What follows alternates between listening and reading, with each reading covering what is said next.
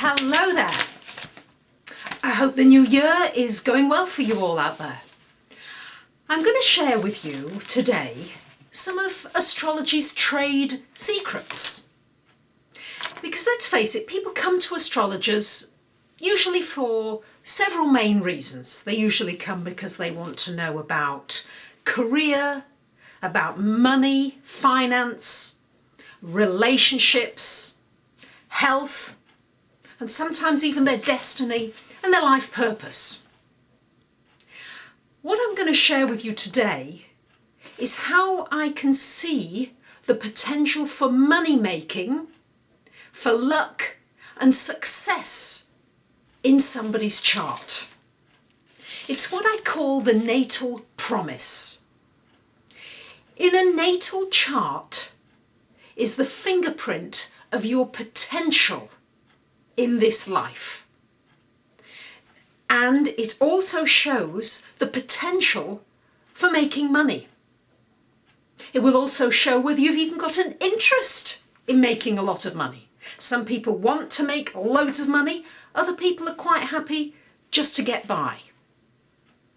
So, what are the keys in a natal chart, as I call the natal promise, that show wealth? The second and the eighth houses are all to do with wealth. The second house is to do with making money yourself. So let's say somebody has their sun in the second house, but that sun is making lots of different aspects to different planets.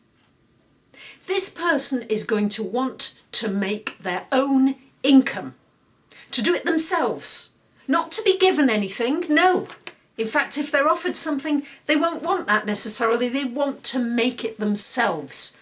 And with the sun in that second house, they're going to put a lot of energy and passion into making their own income and their own wealth. Now, what also shows wealth are the outer planets, Uranus, Neptune and Pluto, making positive aspects to Jupiter, the planet of good fortune, and Venus, pleasure. And Venus also rules money. So Uranus in aspect to Jupiter or Venus can mean sudden wealth. All of a sudden, out of nowhere, a windfall. This is a good aspect between Uranus to Jupiter or Venus. Now, an aspect between Neptune, however, and Jupiter and Venus is more cumulative. It's more involved with faith. So, have you met these people who always say, I know I'm going to be all right financially. Everything just turns out for me. It works out all right. They have that inner faith. And this is usually a Neptune connection. And Pluto, if there's a connection with Pluto, Pluto is the natural ruler of the eighth house. And this very often can indicate inherited wealth. Wealth coming to you from other people. And it can also indicate great wealth.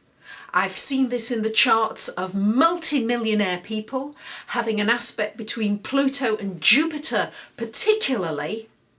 This brings great wealth and often through investments.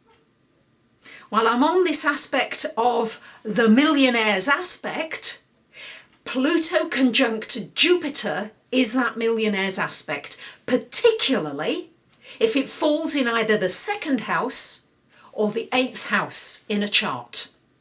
For example, Bill Gates has Pluto conjunct Jupiter, and his Pluto is at 28 degrees Scorpio, ruler of the eighth house.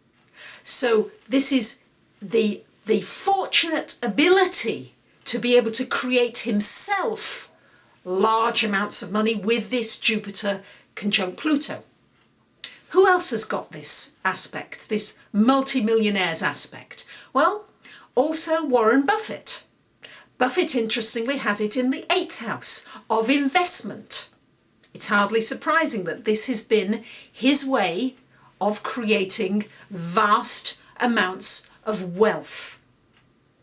So there you have two multimillionaires with this Jupiter-Pluto conjunction. And I've seen it in many of my clients. Many of my clients, they may not be multimillionaires, but boy, they are well off. They are all right, and they do not need to worry about money. So this is the millionaires aspect. Now, as well, another good stimulus in a chart for making money is having the sun in the 1st, the 4th, the 7th, or the 10th house. These are known in astrology as the angular houses. They're very strong houses. And when somebody has, for example, the sun in the 1st house, this means that they themselves are going to be able to create income and money if they choose to do so. Sun in the 4th is very often inherited wealth, money via real estate coming to you. Sun in the 8th too can be inherited or through investment. Sun in the 7th house, I had to add the 8th, I just threw myself there a little. It's not an angular house, I've covered the 8th house already, but back to the 7th house, this very often is going to be somebody who can work very well in a partnership with others and bringing money that way through partnership. And Sun in the 10th house is going to be somebody who's quite ambitious and will be able to create money through their ambition and their drive for success. When I'm doing a chart, I particularly look for planets at 27, 28 and 29 degrees. For example, planets at 29 degrees Cancer very often can indicate millionaire. This is a millionaire's aspect. As is 29 degrees Capricorn. I had a client who built up an entire property and construction empire with this Saturn, with his Saturn in 29 Capricorn. It was wonderful for construction. Capricorn rules construction and building, and he used that to create an entire empire. I tend to see many more millionaires with these planets in earth signs and water signs more than the fire and the air signs. This is just what I've observed. Also, there's the bankruptcy degree, which is 29 degrees Taurus and 29 degrees Scorpio. Also, I'd like to cover, have you met people who are just very, very lucky? You go out with them, they're the ones that win the lotto. They win the bingo, they win the tombola, whatever's going, whatever raffle's going, they win it.